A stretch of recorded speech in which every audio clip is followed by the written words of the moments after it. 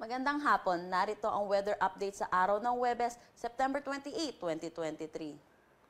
So yung binabantayan nating low pressure area dito sa loob ng ating Philippine Area of Responsibility ay tuluyan na nag-dissipate or natunaw kaninang 8 a.m. Pero meron pa rin tayong binabantayang low pressure area dito sa labas ng ating Philippine Area of Responsibility at ito'y huling namataan sa line 2,045 km east ng Infanta, Quezon.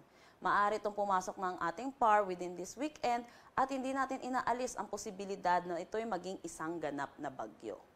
Nakikita natin dito sa satellite imagery, yung trough or extension nito ay umaabot dito sa Visayas at Mindanao. Kaya't asahan natin dito sa Central Visayas, Eastern Visayas, pati na rin sa Caraga na magiging maulap ang kanilang panahon na may kasamang kalat-kalat na pag-ulan.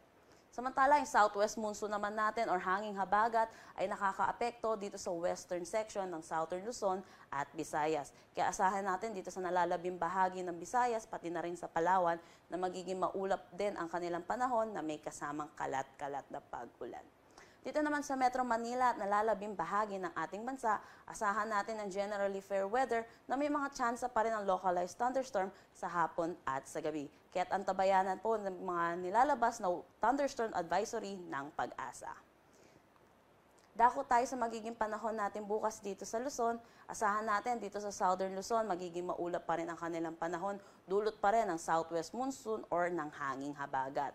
Pero dito naman sa nalalabing bahagi ng Luzon, sama na ang Metro Manila, asahan natin na magiging maaliwalas sa panahon na may mga tsansa ng localized thunderstorms.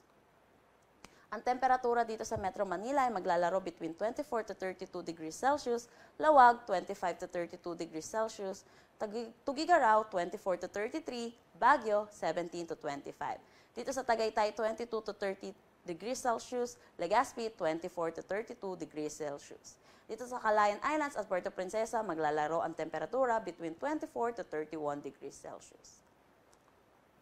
Para naman dito sa Visayas at Mindanao, yung eastern section ng Visayas, pero kasama na rin ang Caraga, makakaranas pa rin sila ng maulap na panahon na may kasamang kalat-kalat na pag-ulan, dulot dito sa palapit na low pressure area, yung trough po nito or yung extension nito.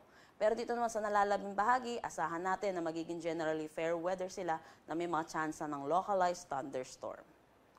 Ang temperatura dito sa Iloilo ay maglalaro between 25 to 30 degrees Celsius, Cebu 25 to 31 degrees Celsius, Tacloban 25 to 31.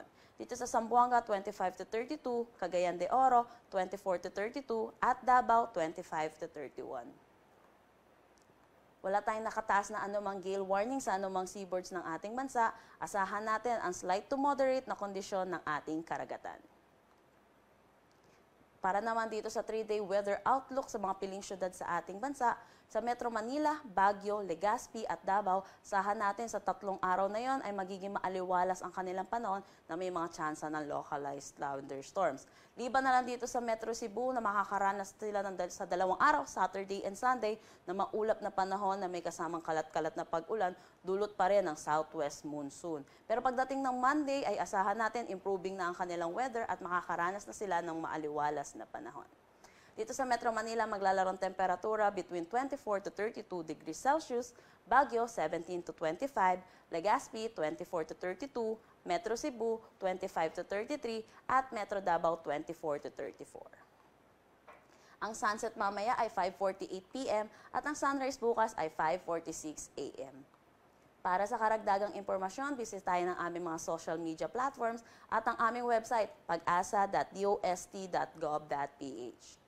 At yan po muna ang latest dito sa Pag-asa Weather Forecasting Center. Chanel Dominguez po at magandang hapon.